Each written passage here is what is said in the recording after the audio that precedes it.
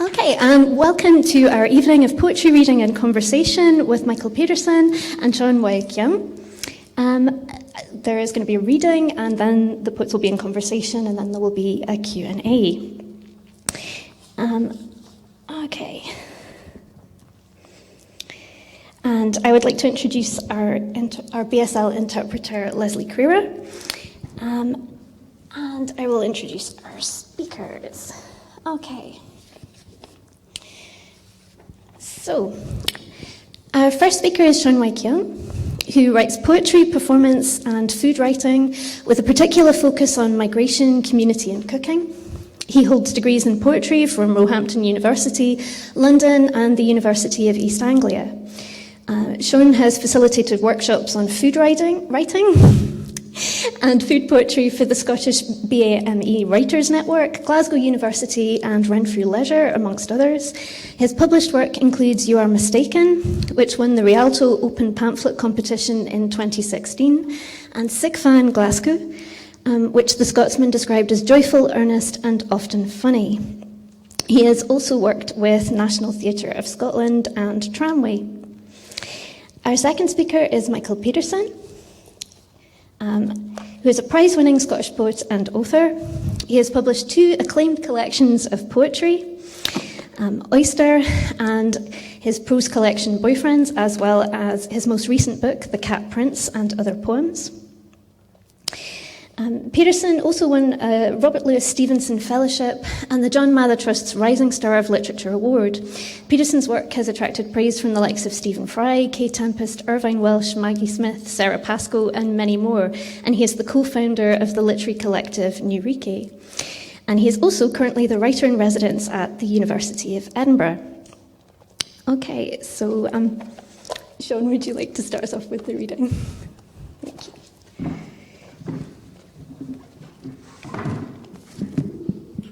Hi, everyone.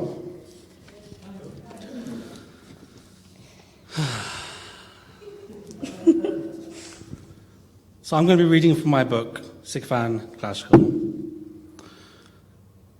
It's a book that's all about restaurants. In the place I live, Glasgow. There's poems in there that are titled after restaurants that I love, restaurants that I've just had weird experiences in, restaurants with great names. And to start off with, I'm going to read a poem that's about one of my favourite restaurants there. Probably the most authentic Glasgow restaurant you could get. This is a poem called Greg's. One day, some rando in the queue tells me that what you order is dependent entirely on your personality type.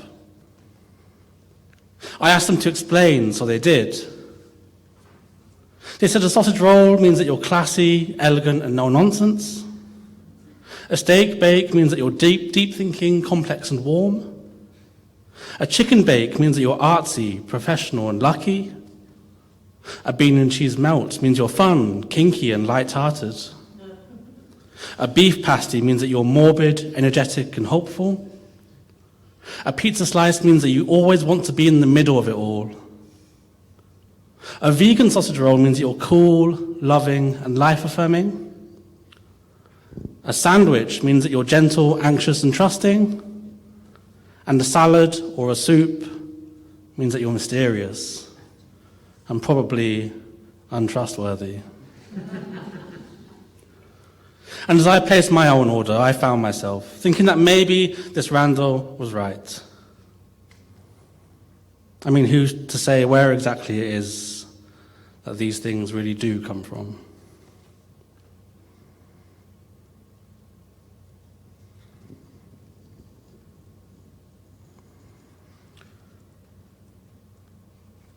This next poem is not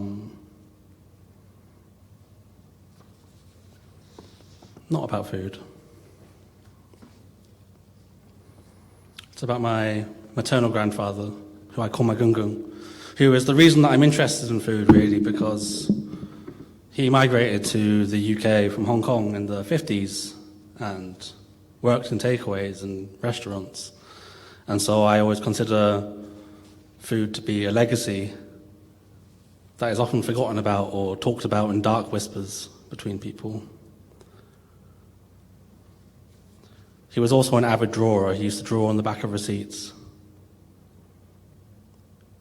And after he died, I got those drawings.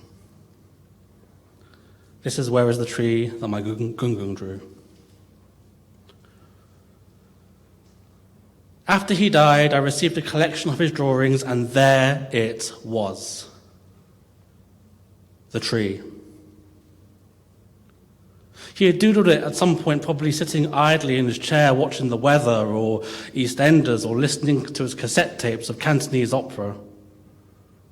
The tree. Perhaps it was inspired from something he was watching or listening to at the time. Perhaps it was a news report which showed a park or the countryside, or maybe something happened in EastEnders in the park at the middle of the square there. The tree. Or maybe it was based on a tree he could see outside from his chair, one of the overgrowing things from the neighbour's place, or a tree which used to be there years ago before the Asda got built in its place. Or it could have been from an advert on the side of the number 40 or number 40A at some point when one of them drove by. The tree. Was it from a memory he held dear, from his childhood in the Hong Kong countryside before the war split that image apart forever?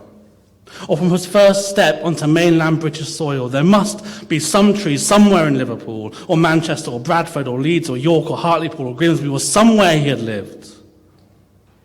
Maybe there'd been a park that had held some special meaning to him, near to the first house he bought, or the first business he opened, or his wedding, or outside as he held one of his children for the first time, or even one of his grandchildren. The tree. Or could it have been a representation of the tree by the burial plot he had acquired? The one on the slight slope facing eastwards at the bend of the small foresty path at the south end of the cemetery. That same place where I stood that day when I said goodbye and then received his drawings.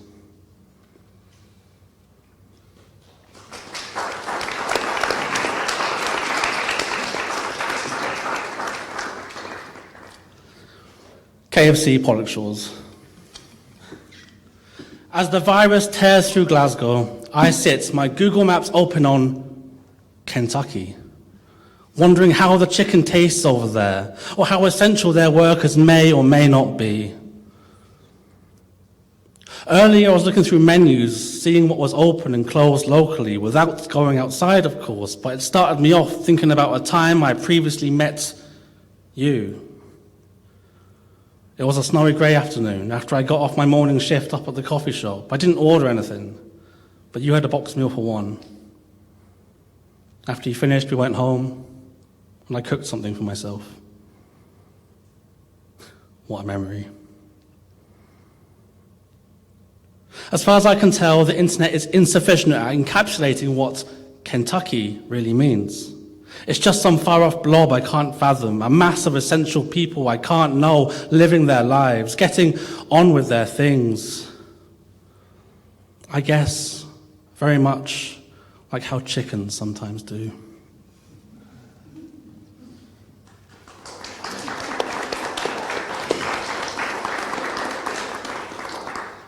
I'm going to finish with one, it's called Chinatown.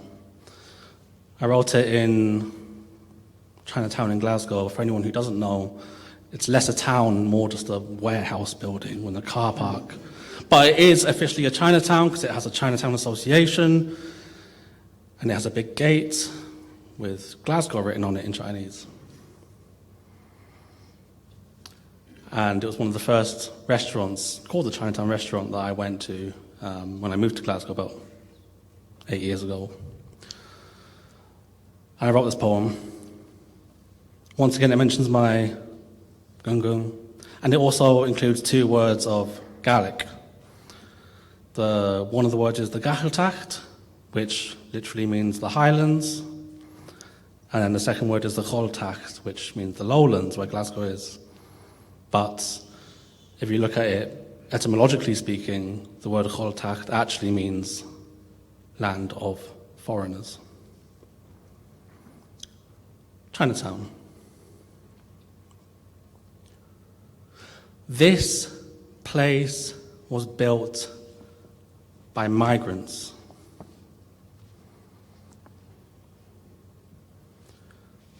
Therefore, it's ours. They came from the Gacheltacht. They came from the Gholtacht. Sometimes I wonder what my Gungun would have thought had he been given the chance to visit here. He had lived in other cities built by migrants, Hong Kong, Liverpool, Bradford. I like to think that if he had been given the chance to come here, he would have liked it, but who can know for sure? When he first arrived in the UK in the 1950s, I don't know what Glasgow would have been like. All I do know is that the Chinatown here opened in 1992, the year after I was born. And I moved up here 3 years after he died.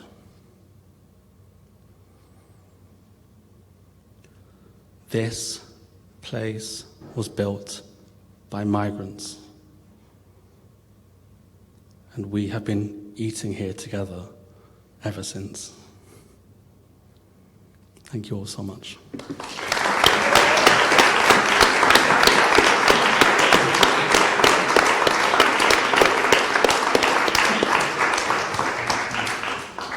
Thank you, Sean, for that beautiful reading. And as I should have mentioned at the beginning, I'm Elizabeth Elliott, lecturer in English. And Sean has recently become the poetry reviews editor of Gutter magazine, which I should have mentioned when I introduced him. Okay, so our second reading is from Michael Pedersen, who will be reading to us from The Cat Prince. Hello. I'm going to stick with food and grief, food and death, twin pillars of society. I would argue that there's a third pillar of society, being cats. It's a harder sell on its universality, but it's convenient for me under these circumstances, so let's go with it. Taking off my shoes. They were squeaky on this floor, had these big rubber squeaky boots on. Felt that might distract you. Just sort of I bounce a little bit when I read as well, so it would have created this sort of squeaky rhythm, and I feel like you might have been put into the mindset of listening to your upper tenement neighbour shagging when you were trying to get to sleep. I thought, I don't want that. If there's food and grief content. Maybe with the cat stuff that would have been okay, but not with the food and grief. So I'm going to read, so it's for you. The shoes are off for you. You're welcome. I'm going to read a piece from Boyfriends and a piece from The Cat Prince. And that seems handy, since they've got lots of those books.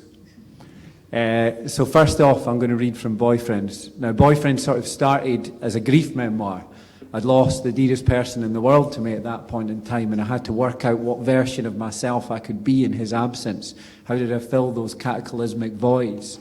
So I took myself away to a tower in Northern Ireland to write about this, to put the pieces back together, to take grief by the horns. And very quickly I started re-inhabiting some of my favourite moments with this person that I was missing. And it didn't become sensible, it didn't become natural to write about grief. So it very quickly shape-shifted, metamorphosised into a love letter to friendship, to the friends here, there and elsewhere. The friends we love to access, yet somehow it still doesn't feel like enough. It became to those friends that we promised to make more time to see, yet we don't always manage to make those moments come to fruition, so we carry that anticipation of being in their company with us always. It became to the friends who've left this world before their time. How do we celebrate them? How do we trophesize them? What can we do to bring ourselves closer to them in their absence? There's some weird shit in there about an accidental hamster murder and a role-play hobbit wank. We're going to concentrate on the friendship lore tonight. I'm going to parachute you into the book at a point in the time that I'm on a road trip through the Scottish Highlands, and with Scott Hutchison and with Holly McNish. In a way, Scott doesn't really come back from that road trip, but he makes a fucking good go of a seafood platter on the final night we spend together. And upon revisiting that moment, re-inhabiting that experience, I felt locked within this as my golden formula for friendship. And that is the messier the meal, the better the friendship. Dinner with you and Holly. These are Palmery moments. No. I don't regret spending £75 on a seafood sharing platter. Aye, that's a crumb indulgent. And you call me a lush to Holly's hilarity, but we were twinned in this bonhomie. I do not regret us gorging ourselves on a platter boasting an estimated 40 scallops, 12 prawn tails, 12 oysters, 6 gargantuan langoustines, and a heft of dipping bread. A platter most definitely intended for filling more than 2 bellies. Of course there is wine. We would not do a meal such as this a disservice and be without it. The platter is its own constellation. It does not fit on the table, for its circumference is akin to Jupiter. Not decommission Pluto. Fuck Pluto. It's not in the book. It's a personal vendetta. And you and Holly have to swap seats so as we can battle this formidable foe together in formation. We are Leviathans, feasting with and on each other. The messy display attracts nods of reverence from onlookers populating the tables in orbit around us. These nods are a cloud of praise comfortably taken. This comfort in taking praise is far too rare for brilliant you. And over yonder, the island of Skye sits down to tea with us. We address it in stories, in long glances cast over. On Google Maps, this water is labelled Inner Seas off the west coast of Scotland, Atlantic Ocean, a very formal name for our salty guest, the ghost at the table. Whilst eating the platter, there is a dearth of chatter. Let it be known, this is not portentous. It's the opposite. The gooey vim of not needing chit-chat. We are our apples, here's our cores, sprouting pips in every belly. Even vegetarian Holly sucks a muscle back.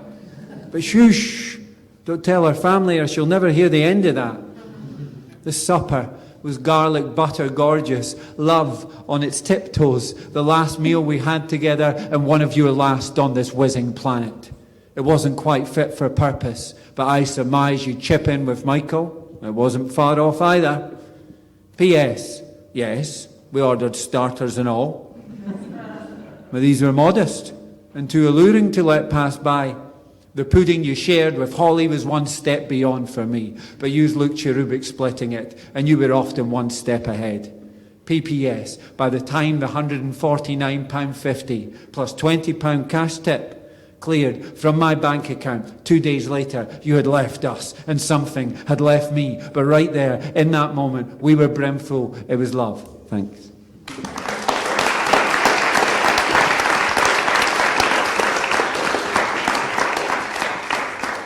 Other poets, like Sean did there, will be quite cool in between the poems and just float through into the next one. I give a needy thanks as soon as it's done to invite you in.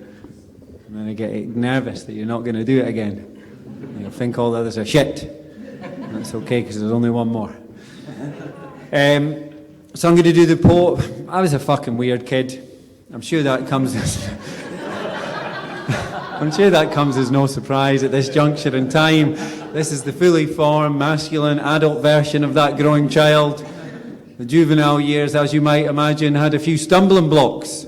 There's all sorts of periods we could focus in, but I'm going to hone in on one particular, in which I was convinced I was more cat than human child. That is more feline than boy. During those play dates that my mother would beg into action, fuck knows how, bribes of some sort, I would insist on declaring myself the cat prince, at this point in time in perfect strangers' households, freely derobing, stark bollock naked, and pouncing around their houses, trying to recruit their children into my naked cat gang. This did not make for too many sequel play dates. For those that somehow did come to fruition, they came with the qualification, the caveat that I did not once more become the cat prince. To everybody's utter dismay and incredulity, this very rarely deterred me. The cat prince hung around for a fucking long time, longer than anyone expected. and in some ways is back stronger than ever. This new collection, The Cat Prince and Other Poems. 50 other poems in that book, written over 5 years, subjugated to the moniker and other poems to let the Cat Prince roam free. There's a spoiler in that introduction, and there is a cat prince, and it is I, both then and now. I am the Cat Prince, I declare, already on all fours, already balls naked in the house of Hasty, where there's Adam Hasty, Daniel, and me, the Cat Prince. We're boyhood budburs, 12 years of silly in us. Now I've been asked to explain by other readers that in fact 12 was not the collective age of the boys in this scenario. I myself was 12 years old. I don't see how that's crucial to the narrative, but they've assured me it's vital information. Adam laughs, frantic gas, guffaws, then pegs it to the bedroom, anticipating the chase. Daniel, wavering between cat and laddie, compañero and fugitive, succumbs to the Gnostic glamour, strips naked for a full feline transformation. I told you I was recruiting, both then and now. Down to our little bloods, little furs, ready to breach past the chide of absent classmates who might well hear of this and smite us with shame. For we are cuddle kings, hankering after Adam's adulation. Oh, Moggy, Moxie, we embrace the cat life, vow invincibility to the side effects. Carpet burns, scrotal pimpling, the sacrifice of language in each falsetto yell. As hunters, we're tasked by the Creator, our gaze a crosshair, our pounce a ripple of bravura. Who else so guilefully stalks sunbeams? We do well here. It's those damn cats again! The neighbours would learn to yawp as I raced by with a robin redbreast between my jaws. And Daniel finished shitting in their rhubarb patch. At that point you wish it wasn't a true story. 25 years later we got a poem out of it. I wouldn't exactly say that means I'm winning, but it addresses the odds. It's convenient not to think of the killer in us, assassin still, holding back our power. As we coil our new cat bodies to a spring, Adam clambers fear atop the bed. And what happens next is louder than we'd hoped for. Adam's mum, startled by this cacophony, arrives, then screams, curtailing the playdate. And later that night, she calls my mum concerned. Though my mum, she never mentions this. I can only assume she was wise to it. The mythos, the hieroglyphs, fathomed we'd soon meet the type of trouble that can really shake boys down. Long days where the teeth tear it out of us and the claws don't stop coming. But not yet, I hear her whisper, not without this moment's orchestra of feeling. As a boy, I was whiskerless, weighed down by the nest of not squat in my belly. As a cat, so much more. Of course, as mother to the Cat Prince, she knew all this. Thank you very much.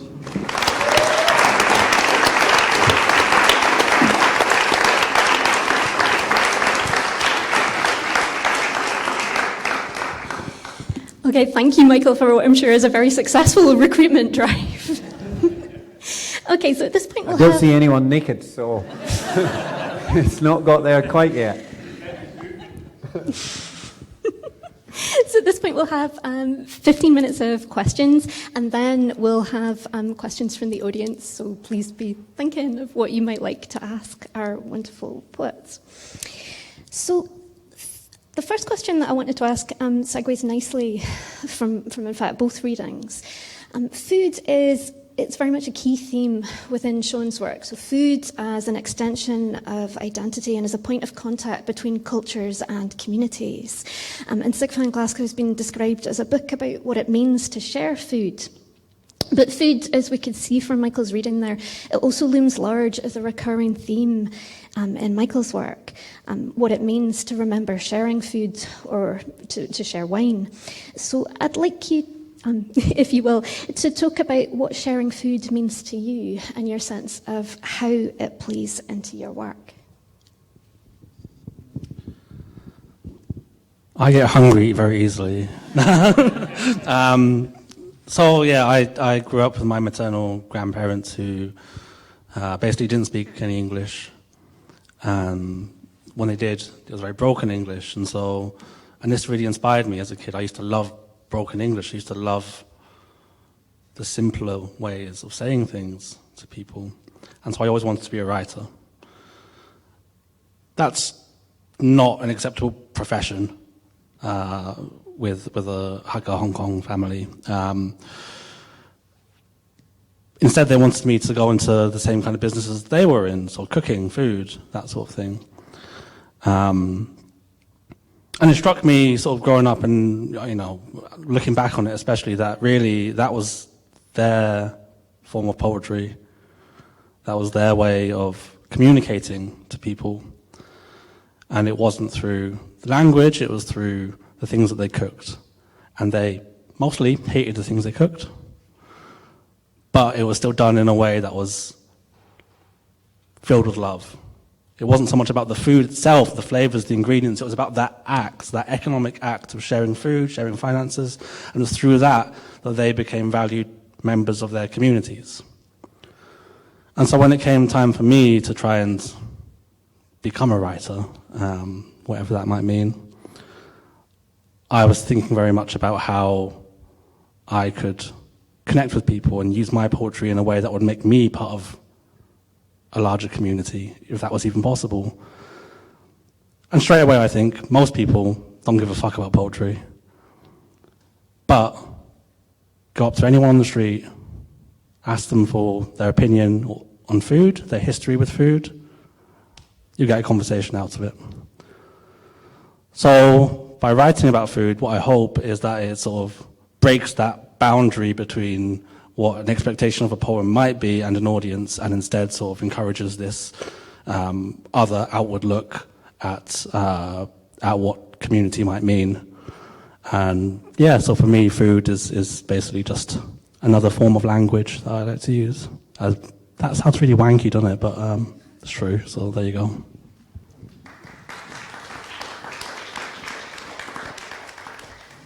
Yeah, I think sort of analysing my life by the friendships that punctuated them, which is the literary scavenge I went off on boyfriends. I found that some of my most seminal friendships were forged around a dinner table.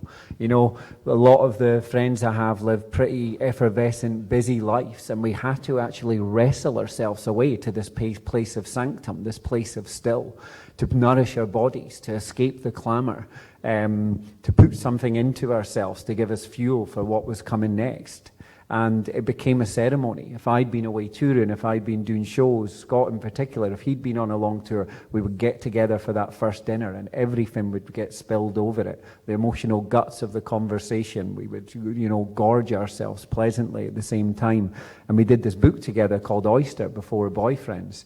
So the oyster became really special to us, this sort of weird, sexy, pearlescent, smutty creature that required almost like a ceremony to eat it at times. It felt like something celebratory had to happen, and that was being in each other's company. That was enough of it. When you live that busy life, to be able to find yourselves intimate with someone. And it's still quite a vulnerable thing to eat in front of someone, I think. It took me a long time to want to do that. I mean, if you go on a first date with someone romantically, you think about what you'll order. You think about what will look sort of like tidy and sexy to eat under the circumstances. Also, when people are deep in grieving, when people are coming apart at the seams and you've lost language, like Sean touched upon there, when you don't know what to say to someone, food is an emotional passport, an emotional currency. You don't have to say anything, but I want to bring you something to eat. You don't have to say anything. I know you're not ready yet, but I want to put some food in front of you. I want to sustain you and be in your presence while that happened. And in that way, food punctuates all of my friendships in different perspectives. We've burnt our body to the ashes on this exciting big night out. Before we go to sleep, let's put something in it. It becomes these little anchors.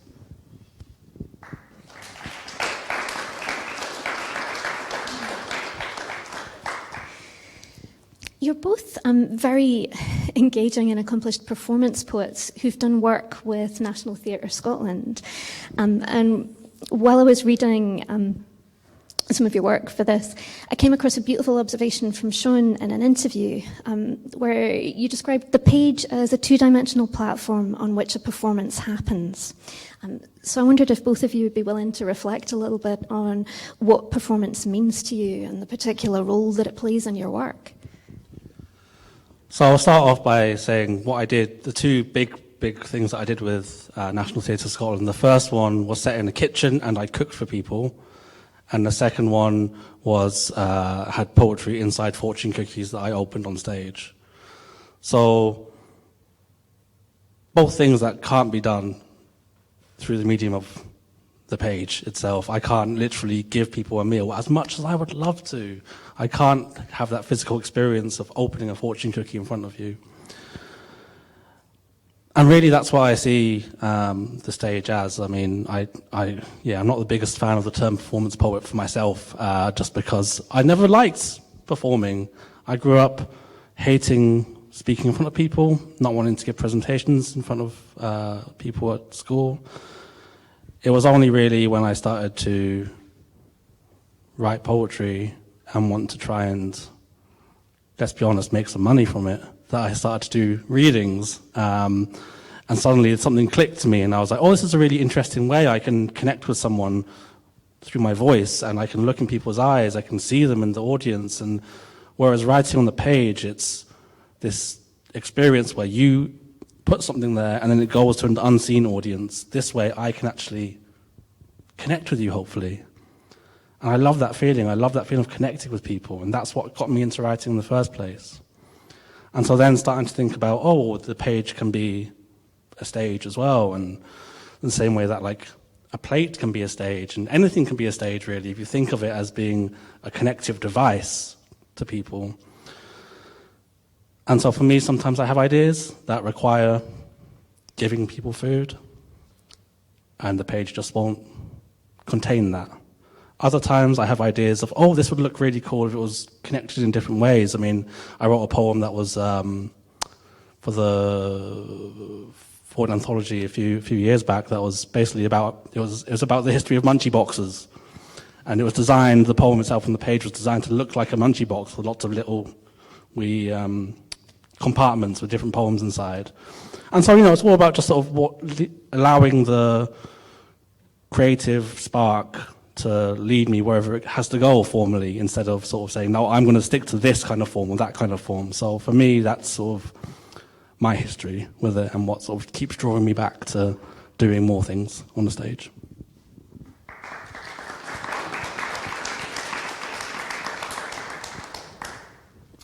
Yeah, I had a sort of obsession with it was very much about the page. It was about publishing books. Everything I initially write, I see it being planted onto a page. It's this inner dialogue, but it's a solitary quest, that, especially when you get into writing prose books, which are, I guess, a bit more stamina than short sprints. You have to be responsible to this like big narratorial arc. Every change you make reverberates throughout the entirety of the book.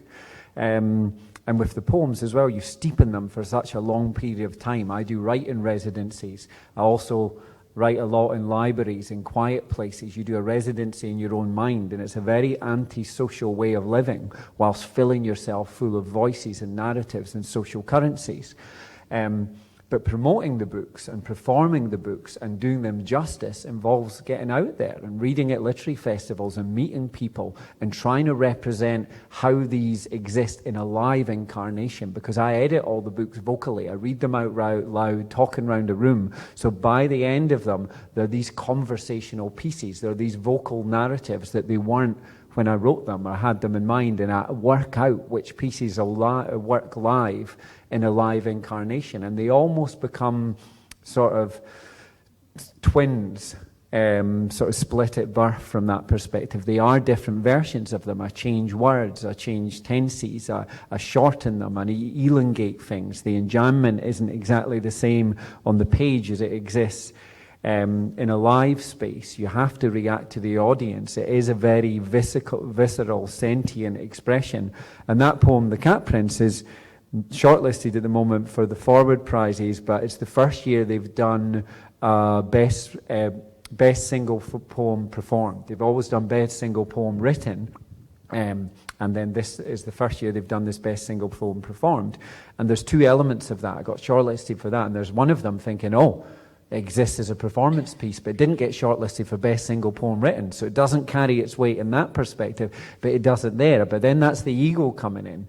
And really, actually, I spend just as much time touring these books and giving them a live airing as I do writing them. So it was so important to dignify that side of the craft, because in my sense, that side of the craft probably connects me to more people. If I give them one poem, especially reluctant readers might have one poem that connects with them and go away with your voice jingling inside their head, and that'll be their gateway drug. That'll be their avenue into picking up a fuller, from their perspective, denser book under those circumstances and burying themselves into it. So in terms of the reluctant readers becoming reluctant fundamentalists, I think the live incarnations is one of our most powerful assets.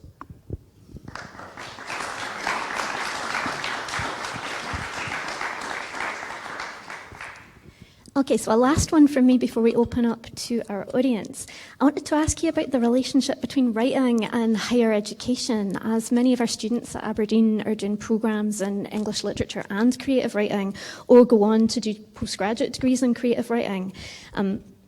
And Michael, you're currently involved in higher education through your role as writer-in-residence at the University of Edinburgh, but you studied law as an undergraduate because you wanted to avoid, quote, turning a free and joyous pursuit into academia. And Sean studied poetry at the University of East Anglia, where the programme is currently under threat from cuts. So I wondered if you'd be willing to reflect a little bit on the role that higher education plays in creative writing. It made me a better writer. Did I enjoy it? Not. I mean, that's a different question entirely. You know what I mean? But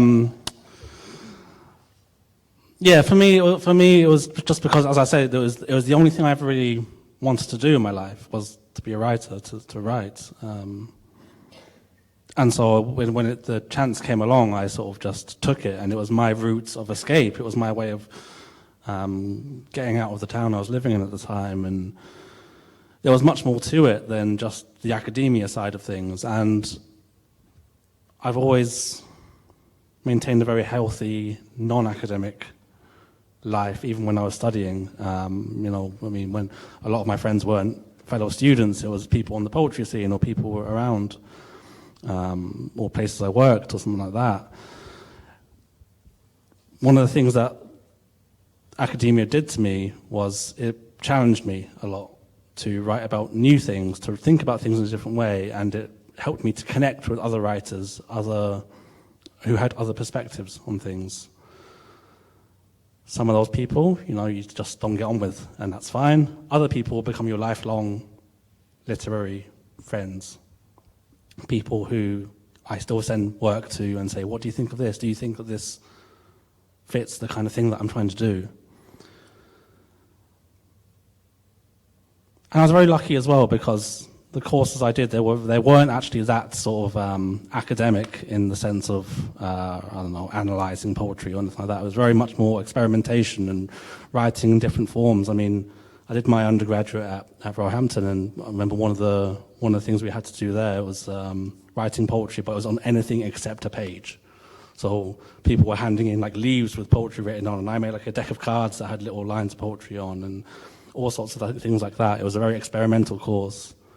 Less so at UEA, but that was still challenging in different ways, and being able to sort of connect with other writers who had that more of a traditional academic background really sort of pushed me, because I knew nothing really about the technical side of poetry.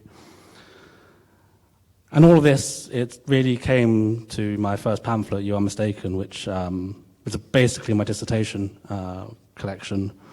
And that all came out because I had some people in academia basically say to me that they think I should write about identity. And up until that point, I always resisted writing about identity. And so it was, once again, that challenge of how do I write about this in a way that feels honest and true to me.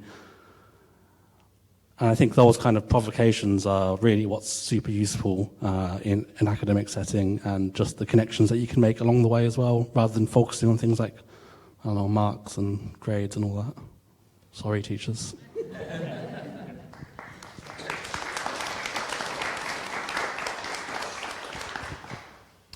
So I've never studied creative writing or literature. When I went off to university, I did want to go and study English literature or creative writing.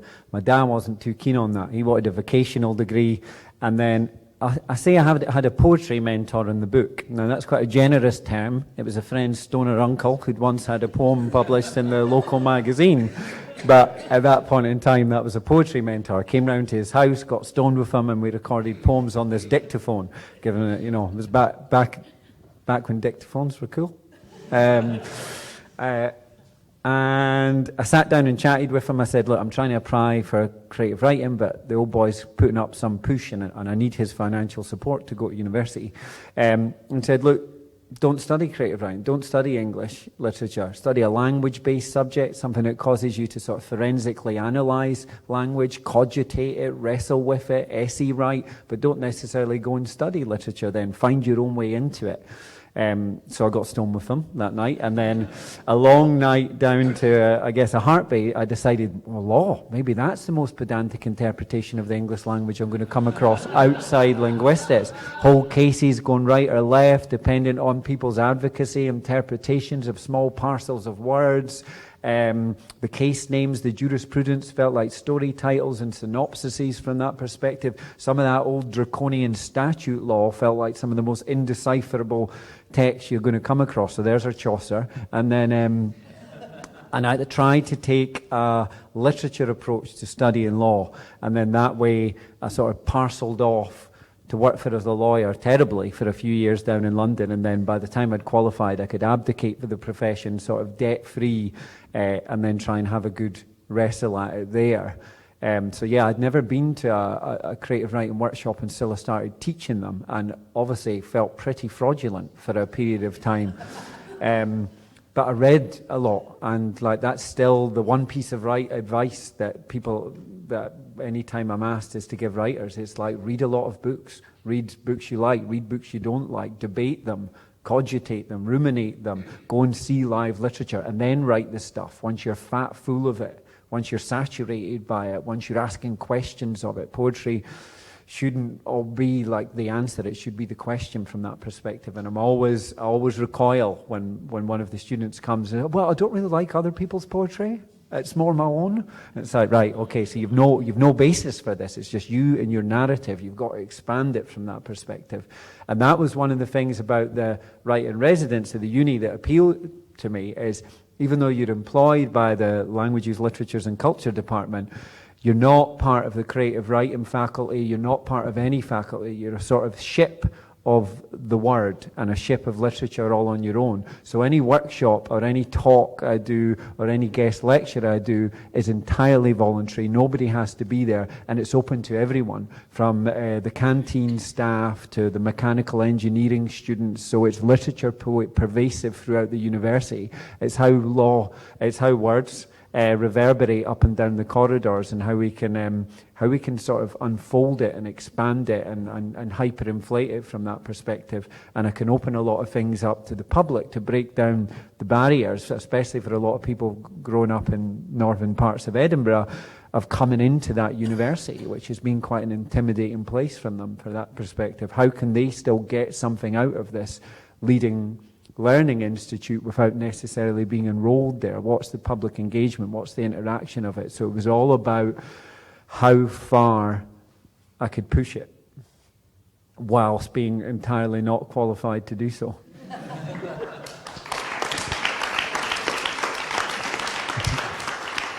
I should add I'm on week 3 of the job. Okay, so at this point we're going to open the floor to questions, and our wonderful technical team are going to appear with a roving mic. Yeah, I've got a thumbs up from Peter, so yes, I believe that is happening.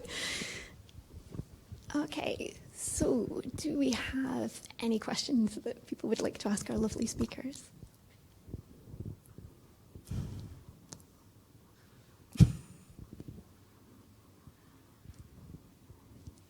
We could read another poem if there's no question. Oh, no, don't worry. Got a constipation epic that could fit. Hello. I was basically just wondering, whenever you, it's probably a very average question, but whenever you come against the dreaded block in front of you when it comes to trying to actually write, and it's been weeks since anything has been free-flowing, what do you both find eases you back into that sort of serenity of a free-flow state in writing? What, like, habits or books or environments do you find actually make it so much easier just to get into that state?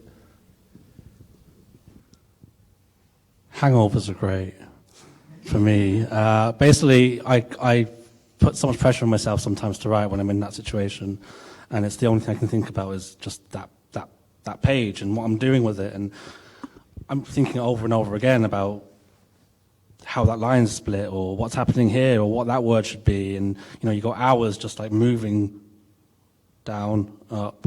Oh, it's just insane. So I'm lucky in that I've got good friends who will just take me away from that environment for a bit and do anything else, like just anything else, just to forget, and then come back fresh. I mean, I'm a big fan of the whole put the poem in the drawer scenario thing of, if you're stuck in a rut or facing a blank, just try and ignore it for a bit.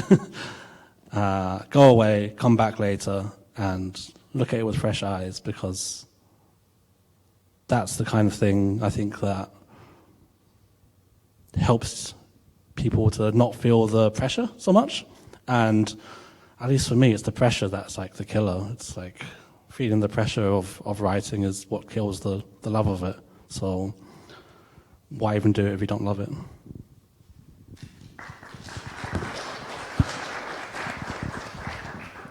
Yeah, I'm terrible on a hangover. I can't write at all. It's this sort of vocal indulgent cry wank of a piece of literature if I write in a hangover. It's so sort of vulnerable and question answering of myself, and it gets immediately dismissed the next day. I can edit well on a hangover because I'm frustrated by my own existence by that point in time. So I can really hone down a piece of literature, polish away any superfluous sentiments or extra words or double meanings. I just have a big pile of books on my desk. There's a poetry book, there's a prose book, non-fiction, fiction, and any time I sort of feel coming up against a rut or coming up against a wall or feeling a sort of emotional impasse with myself or my own writing, I read a couple of pages of each one, and they're normally books that I maybe revisit him for a second time, that I know I love what's packed to the rafters in them. And then I have another one that maybe is a piece of lighter literature that has sold maybe millions of copies and has like captured the heart of a nation, to remind myself that sometimes it can be that light and it can be that fun and it can still really connect these emotional dots from that perspective. So you can have writing on your desk that isn't, peerless, that isn't immaculate from that perspective, and show, it can be quite flippant in times and still really connect with people at that level. So I just have this little factory line of books there. And I go out walking constantly. I've got lots of podcasts. One I'd recommend is called The Slowdown. It's an American podcast that was set up by the national poet over there, Tracy K. Smiths, and then Ada Lamont took it off, and it's just 5 minutes. It's one poem put to context every day, and it's for people who say they don't have enough time in their lives for poetry, because of these little kernels of story and lore are only 5 minutes long, and each one's contextualized by a very sort of day-to-day banal piece of life, and have different bits of writing going on at the same time. And I was writing Boyfriends, which sort of accidentally came out as prose. It ambushed me from that perspective. I was also writing poems at the same time when I was frustrated, because I felt like I had to give an offering to the poetic gods for being a little traitor to the genre and jumping into non-fiction. So if I got frustrated with one version of my own voice or narrative, I catapulted into another. Be disloyal to the piece of writing, to the timeline, to the chronology, but just keep pushing on. And sometimes that stamina style writing, where you push through the blank of it all and really just make sure to put something down on the page regardless of its literary quality, is some of the most important writing you'll do, because it's that which galvanizes you when you feel like that you've got nothing to give.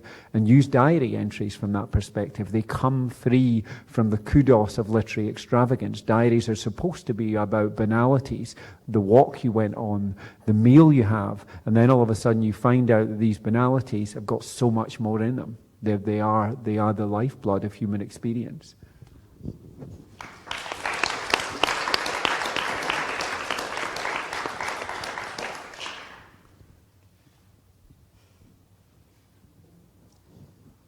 At the back, and then at the front in the green dress.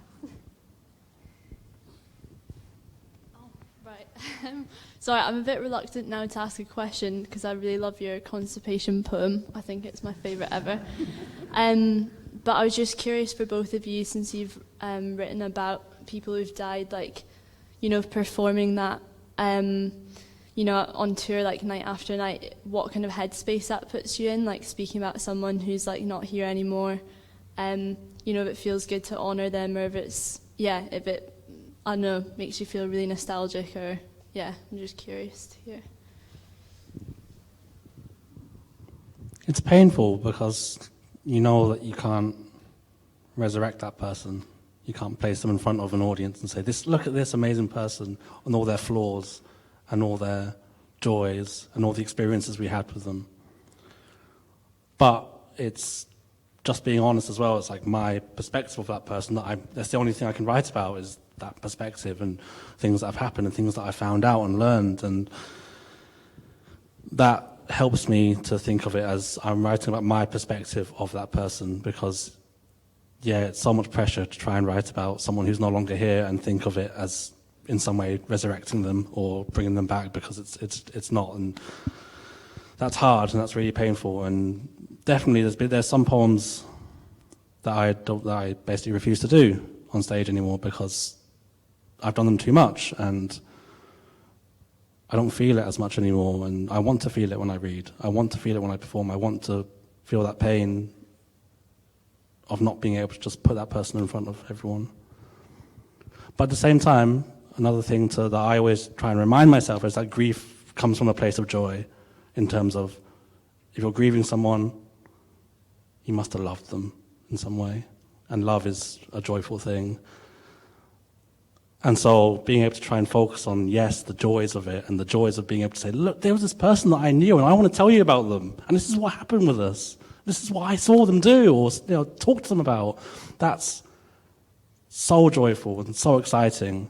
And so being able to try and focus on that side of grief instead of the more painful things, and just sort of knowing your own limits, which I think unfortunately you can only really do through experience of reading difficult poems to an audience. It's an important thing for people to learn, I think.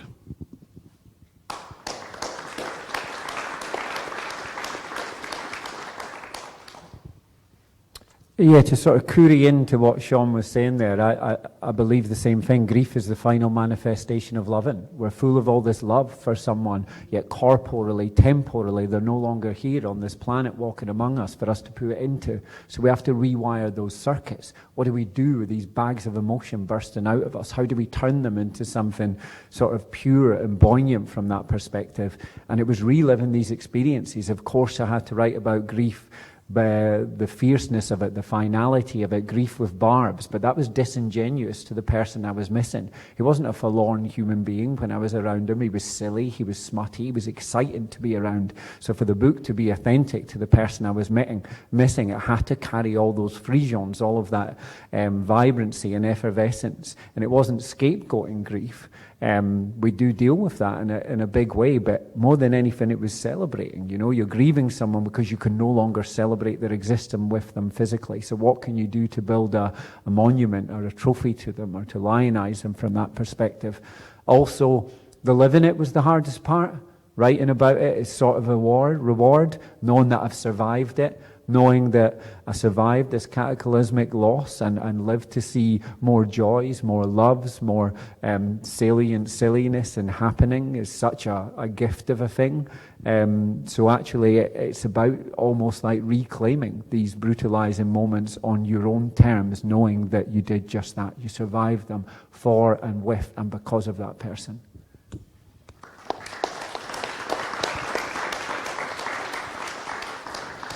If we've got 5 minutes left, do you think we could squeeze a quick poem in each? There was someone. Sorry, I didn't mean to cancel a question. We did have one question at the front, and the delightful running order actually has me winding this up at 5 to 8, although I was assured no that worries. because we're the last event It's a of the evening phantom. that we can stretch it a little bit. But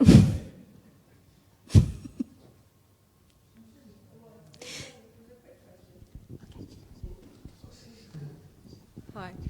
Sorry, it was just to ask, are you ever actually satisfied once you've finished a piece, or do you continue to go back to that piece? Or is there a sort of line where you have to draw that that's it, you can't go back to it anymore? Or do you continually go back to them every time? It's not finished. But I don't have to go back to it either. Poetry is like a good meal. You eat it. It's done. It's gone. You can't have that meal again. But you can sort of, you can use similar recipes or similar ingredients for other things. You can sort of review what happened, what worked best when you cooked that thing, or when you ate that thing. What was the thing you liked the most? And so, I always think that the poems that you write are always built upon the remains of the poems you've already written. And sometimes you can go back to different poems and you can revive them, or sometimes you just have to say, that's how it is, that's been eaten now. So yeah, that's sort of my philosophy on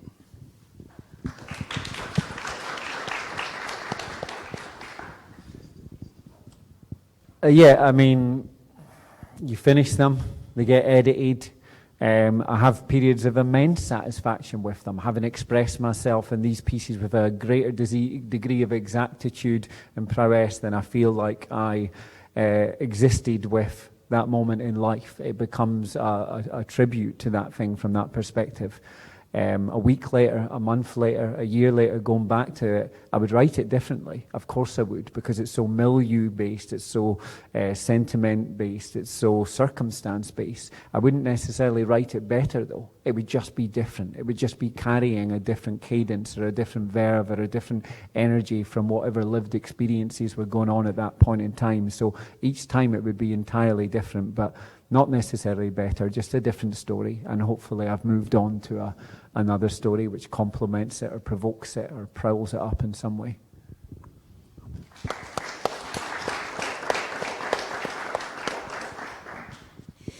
okay, and so with deep regret for the constipation poem, which you can read in the collection if you purchase it from our bookstore at the back of the room, which is run for us by Blackwell's. At this point, I'd like to thank our speakers, Wai Keung and Michael Pedersen.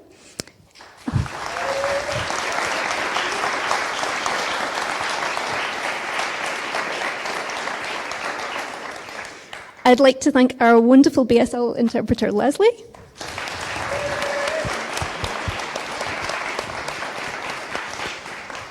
And the festival committee and staff, Peter and Lauren, Helen Lynch, Naomi Christie, and Kirsty Loy.